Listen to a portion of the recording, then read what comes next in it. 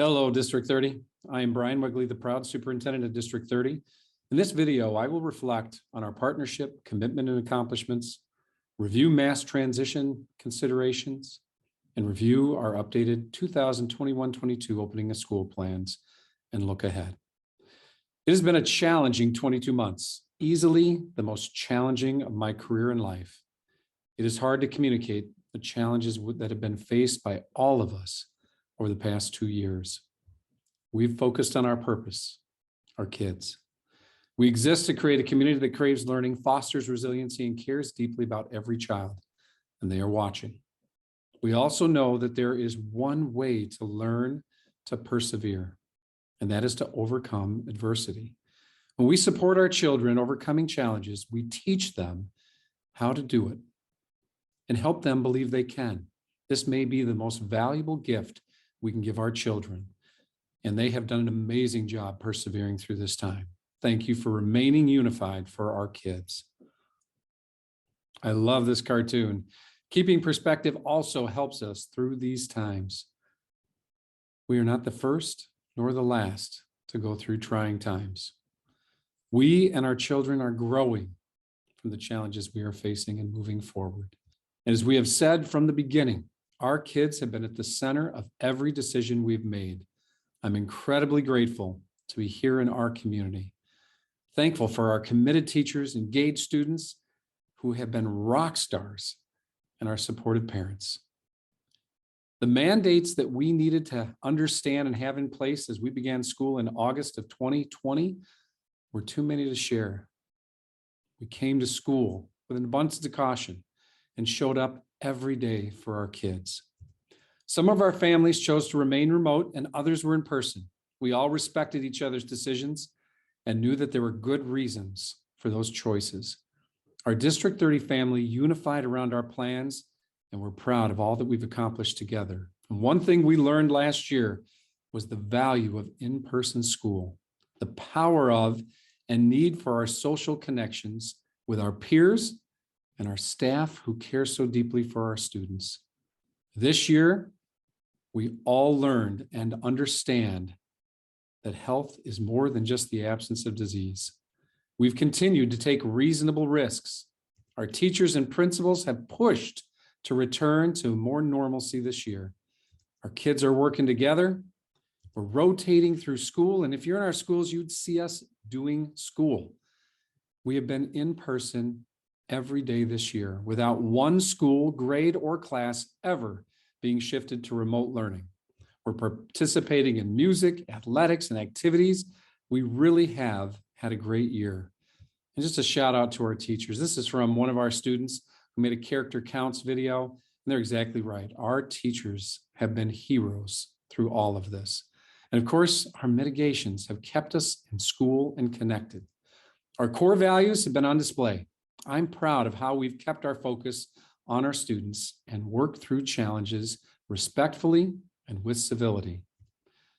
We are going to get to the other side of this time together, and we're preparing to take another step.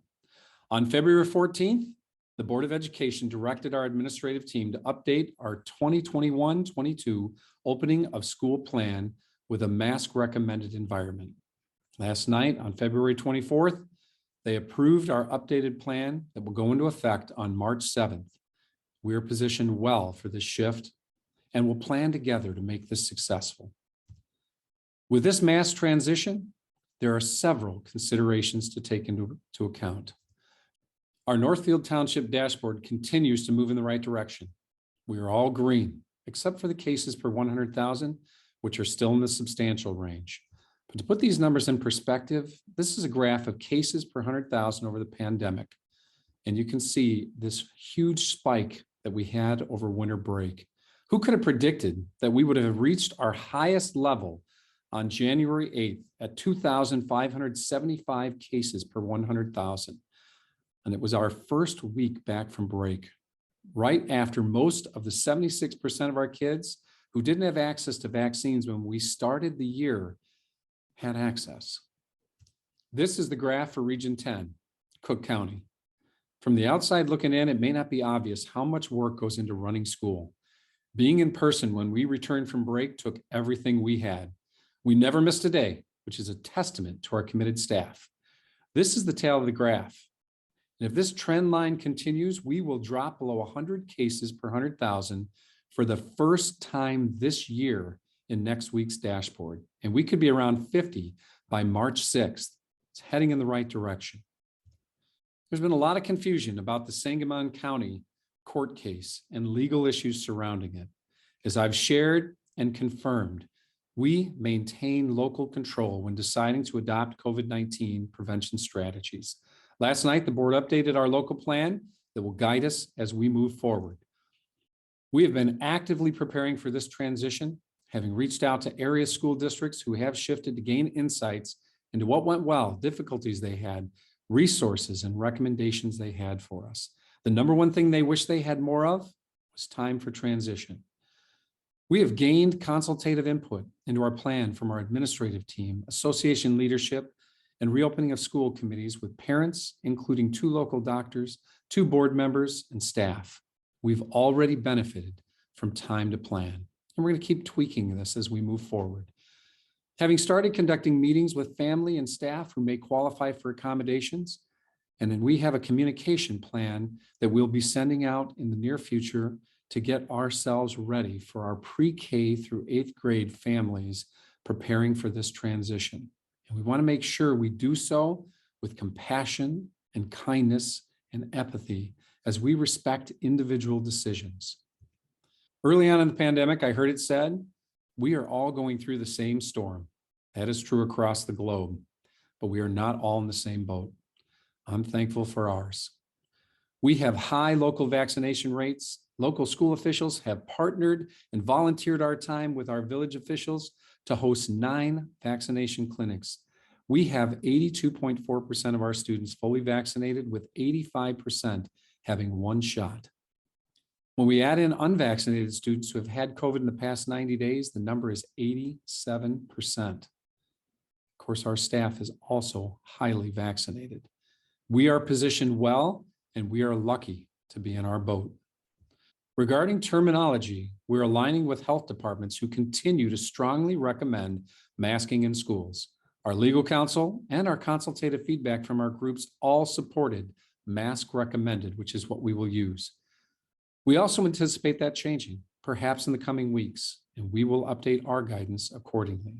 Again, families and individuals have good reasons to remain in masks. We also have had families and individuals who've waited patiently for the opportunity to take masks off when they can.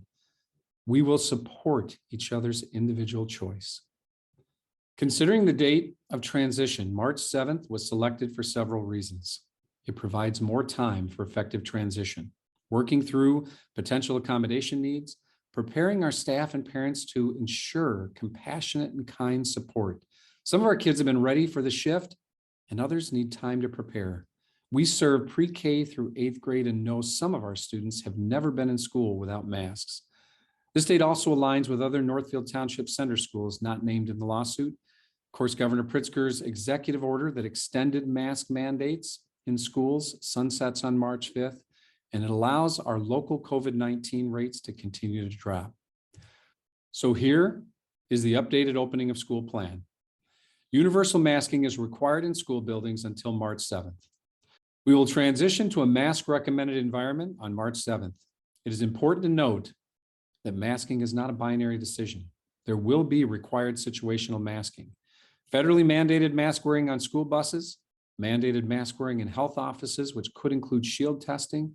Students and staff returning after a 5-day exclusion due to a positive COVID test must wear a mask for days 6 through 10. And it may be required on a limited case-by-case basis to generate disability compliance. Examples include early childhood classrooms, where there may be masks required because we have children under 5 who have not yet had access to be fully vaccinated. Masks may also be required as special circumstances necessitate. An example includes our upcoming musical. It is going to be actually the week of March 7th. Our students will be on a small stage and a practice in masks. We may very well keep them in place. Other considerations for this transition include that masks will shift from wearing them to protect others to wearing a quality mask to protect yourself. Our stakeholders in our meetings also agreed we need to prepare our kids for kindness and compassion. And with the exception of accommodations, beyond reminding students to follow their families' wishes, teachers will not police masking. Seating arrangements, requests based on masking preferences will also not be honored. We're in this together, and we're going to continue to move forward together. We also have robust other mitigation strategies that will remain in place. We have a layered approach. Here are a few that will continue. I invite you to click the updated 2021-22 opening of school link in the document that accompanies this video to learn more about our updated plan. A couple of highlights: shield testing is probably our most important mitigation strategy. This testing, with around 90% of our families participating, will help us continue to move forward back to our new normal in an informed manner. Also, contact tracing will be limited in a mask-recommended environment. We'll be offering support for unvaccinated students who have family members who test positive, and we will still consider support of extra testing or using our strategies for COVID-excluded students if families choose to take advantage of those opportunities. Of course, we all hope to see us continue to move forward. Our board reserves the right to continue removing mitigations as we can. Of course, they will also do the reverse if needed. Our COVID-19 dashboards will continue to be updated regularly to continue our transparency. Our next steps include transitioning information and support materials being shared with staff today, along with the principal's video.